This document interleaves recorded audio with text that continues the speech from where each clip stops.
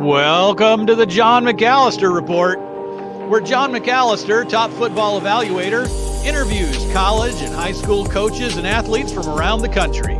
Sit back and enjoy today's podcast. Hello, I'm John McAllister, and I'd like to welcome you to Around the State. Tonight's guest is Kahari Hicks, assistant football coach at the Cleveland Heights High School, and also one of the men responsible for Bridge the Gap program in Cleveland. He also works very hard behind the scenes with the football showcase. And I thought, what better than to go to the source? He does a great job, and he's articulate, intelligent, and also a very good football coach. But best of all, he cares about kids, making kids better. Teaches junior high English. Can't beat that. I did mess up the very beginning of the interview, and so I apologize, but you'll understand. Thank you. Sit back and enjoy my video podcast with Kahari Hicks.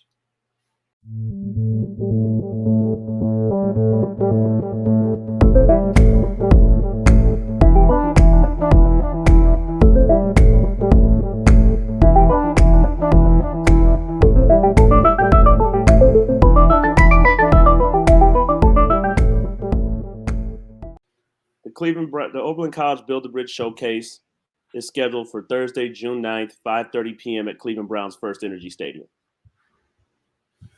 At the Cleveland Browns Stadium, I think that's huge because everybody knows where it is. And plus, what an honor to be on the field and be on the field. Okay, Oberlin College is putting it on. Are most of those coaches working the camp then? And who would be working the camp? Oberlin College football staff, in conjunction with a couple of other college coaches, will be working the camp. Last year, Coach O ran the camp as well. It was phenomenally done. Everyone that came said they really thought that it ran very, very well. Coach O and his staff at Oberlin are first-class men. That's good. Then a cost? This is the most inexpensive camp. The most inexpensive. This is the least expensive camp you will find. It's $20. I wanted to correct you. By the way, you're correct. $20.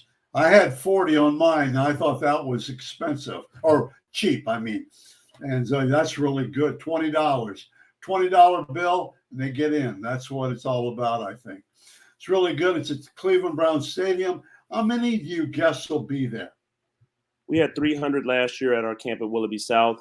We're expecting the same amount, 300 to 315, 320 young men. The camp will sell out just like it did last year, just due to the fact that we want to make sure that, at some camps you have so many players that the college coaches can't evaluate because there's so many players there, and B, the young men don't get enough reps to show the college coaches what they can do. And so to be fair to all the people who want to come and get a chance to get evaluated by college coaches, we don't want the numbers to be super high. And that's done by design. And unfortunately, last year we had to turn some young men away, but we were okay with that because the numbers were enough to where college coaches could evaluate, but also large enough to where there were a lot of quality players at the camp. Good. And it's, as being sarcastic here, it's not a moneymaker. I mean, the people, everything going on, it's not, we talk about some of these camps and everything, and I do, it's not a moneymaker. No, that's not what it's about, for sure. The Build the Bridge Foundation gives away scholarships. Last year, a young man from Columbia High School and Shaker Heights High School were recipients of the Build the Bridge scholarship, and we took the money from the camp and gave the young men scholarships. So we're not about making money. We're about trying to help young men get to where it is that they want to go. And I think that's the most powerful thing in sports, is that when you can help young men, on their trajectory, or to change their trajectory in a more positive direction. Right, for sure. That's super. And I think we've got all the facts, and that. But what I'd like to next talk to you about there, talk to you about is just what is Bridge the Gap? What is it all about? I did a little homework on you. First of all, Kahari, where do you coach and how are you involved with kids? I currently You coach. personally now. I currently coach football at Cleveland Heights High School. I'm the offensive coordinator. I've been there. This will be year number 8 with me there, working with head coach Matt Stevens. I'm also a teacher, an 8th grade English teacher with the Painesville City Local Schools. I've been teaching now. This is year number 23 overall. So just my whole life, I've always been involved in working with young people. My father, before he passed away, he was an educator with the Cleveland Metropolitan School District. He was a coach, and I just watched the work he did with young people and how so many young men that were playing for him had an opportunity to just do better things through sports. And so you just watch that and you subconsciously get embedded in your mind that, I want to be that kind of person that helps to make change. And so I'm trying to work like that, just do the kind of things that my father did. That's really good. I would two things. One, I taught English for 31 years and Okay. coached. But I got a question for you coming up. I taught my last 16 years in junior high, language arts and English. Okay. Yep. Now, yes or no, are junior high teachers born? Are you born to be a junior high teacher? You have to be built different to deal with that. I mean, these young men and women they're going through a lot of changes and Oh, man. social, emotional things, and so you have to be built different, as we always say at Cleveland Heights, to work with the middle school kids. They're definitely a different breed. One time I went into the secretary. She was, one of those older veterans. And I was complaining. She said, "Coach," she said, "those kids don't know from day to day what they're going to be like. There's no way you're going to know." Right. You get a new story every day. And then the other thing I would tell you, and then we'll get back, is, I've been doing this for 30 years, and I have so much respect for the young African American coaches coming back and giving back to the community. A lot of guys have either played or they're going on to college and coach college, or they're coming back and teaching, or they're coming back and working a job, but they coach and they're able to communicate. When I started this business a long time ago, and this is no disrespect, but a lot of the assistant coaches were African American coaches, were neighbors or something like that, and all they did is yell at kids. That's all they knew. But it's coming back now. I see such a great movement where kids are coming. They're kids to me, coming back to the community and coaching. I think it's huge. I think it's so important. And I give them that speech every time I talk to one of them, and they've just done a tremendous job. Okay, let's talk about the bridging the gap. Now, you had a new word for it, an addition, but tell me what it is, and then purpose, and we'll go from there. Okay. Build the Bridge Initiative, its mission statement is to unify communities through sport.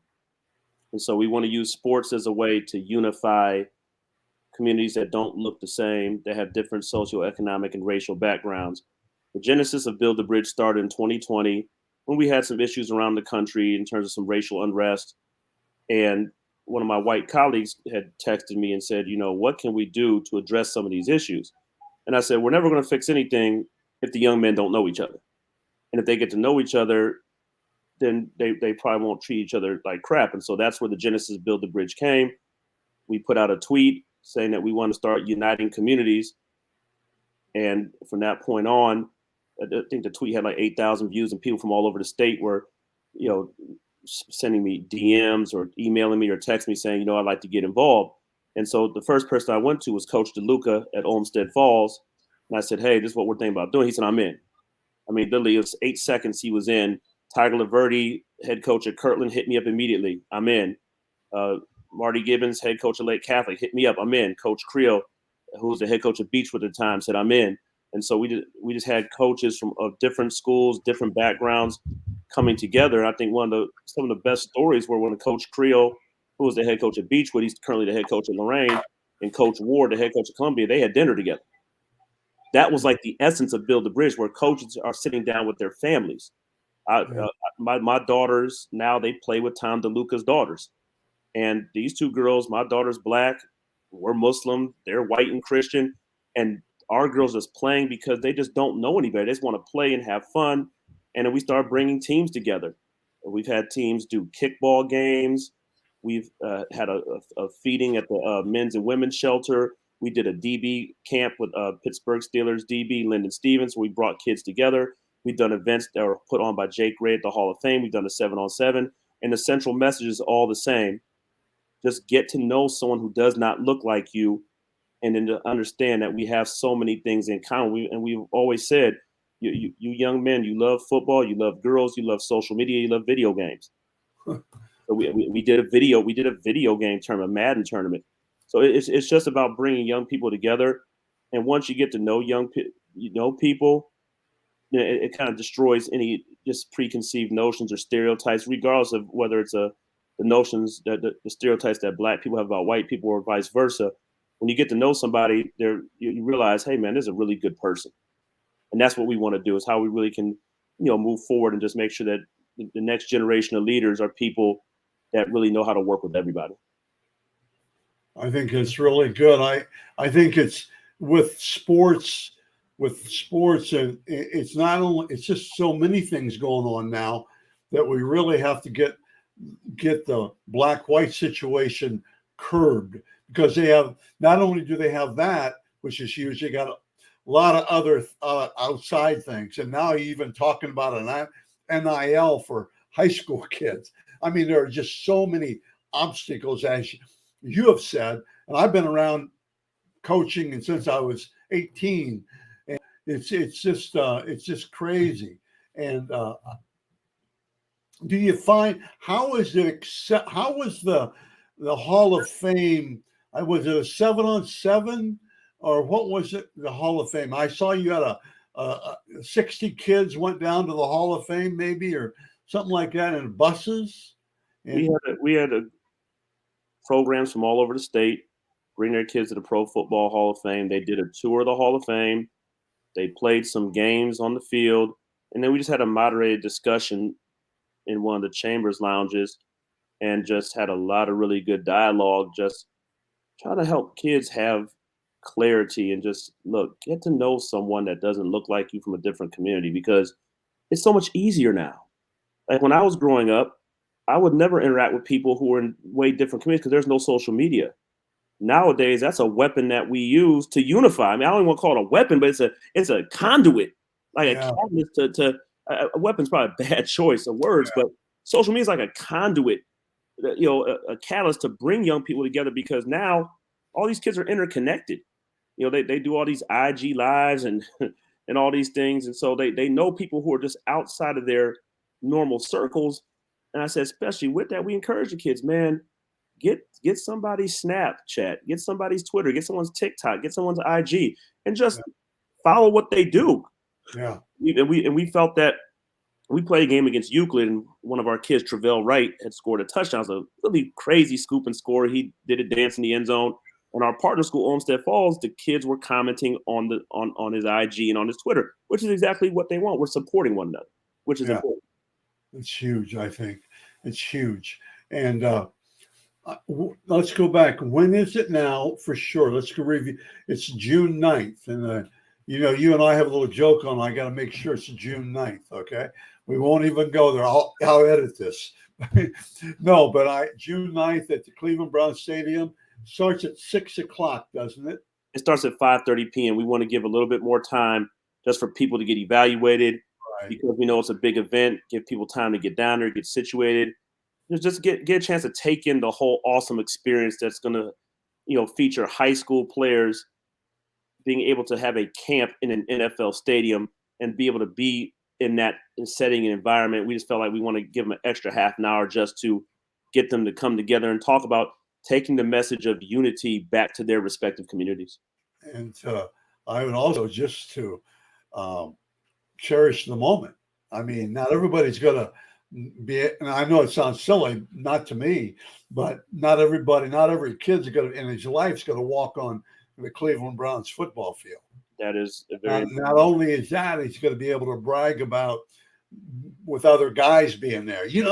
I played this. I went 1-on-1 with this guy, and he's got a scholarship to Penn State, and something that they'll always remember. absolutely. And I just think it's so huge. And I'm from a lily white school, grew up lily white, but I'm just so much, and I'm old, so I've got all those anti things, but I'm not.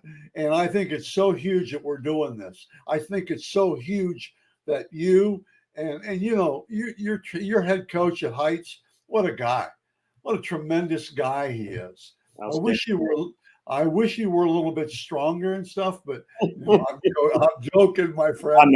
I know. He's really, I have so much respect for him.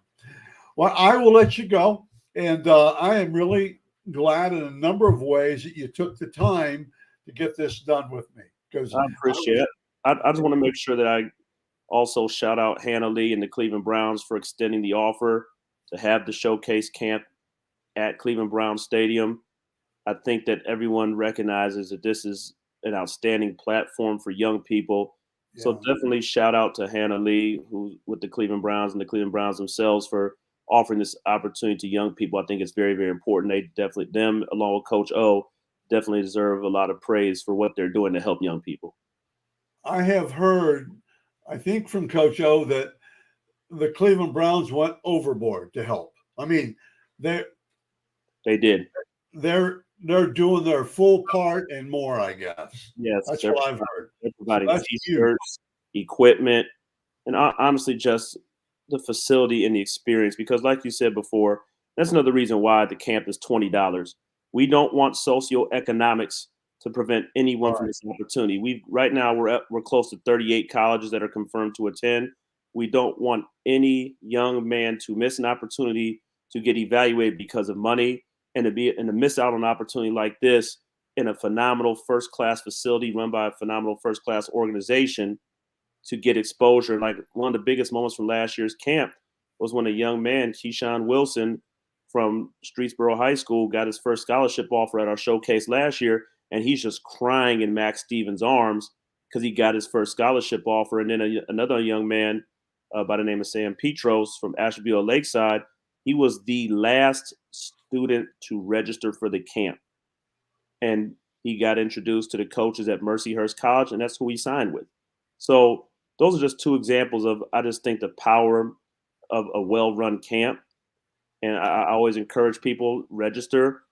It's not a money grab. It's inexpensive. It's $20. You'll get a shirt. It's a great location, a phenomenal experience. And we have a lot of colleges confirmed to attend to get evaluated. And I always stress the fact that we're not going to have the numbers high because we want young men to come in there and get an opportunity to be evaluated. Right now, we've got a group of kids from Kentucky coming up, at least 50 kids from Kentucky coming up. The coach at T.C. Williams down in Alexandria, Virginia, he's talking about bringing five or six kids up. And so we're just trying to get as many young men an opportunity to get evaluated. So I again, shout out to Hannah Lee, the Cleveland Browns, Coach O at Oberlin, and obviously thank you to you, Mr. McAllister, for having me on to talk about this awesome opportunity that young men can have to change their trajectory. And Kahari, Hicks, you can get a little shout out to yourself. No, I can't. Yes, you can. I will, because you're one of the guys behind all of this. Thank you very much, and I appreciate it. Okay. Thanks, Mr. McAllister. See you June 9th. Yes, okay. Thursday, June 9th, 5:30 p.m. If you go to Build the Bridge, you can see the registration link. You can also see it on my Twitter account at Kahari_Hicks. This is not a advertisement for a follow, but if you go to, I'm serious. That stuff that's not important to me. But if you go to my Twitter at Kahari_Hicks, you'll see that I posted different information about the camp to register. But I encourage everyone that wants to get registered to please do so quickly because we're running out of spots. Thank you very much, Coach. Take care, Mr. McAllister.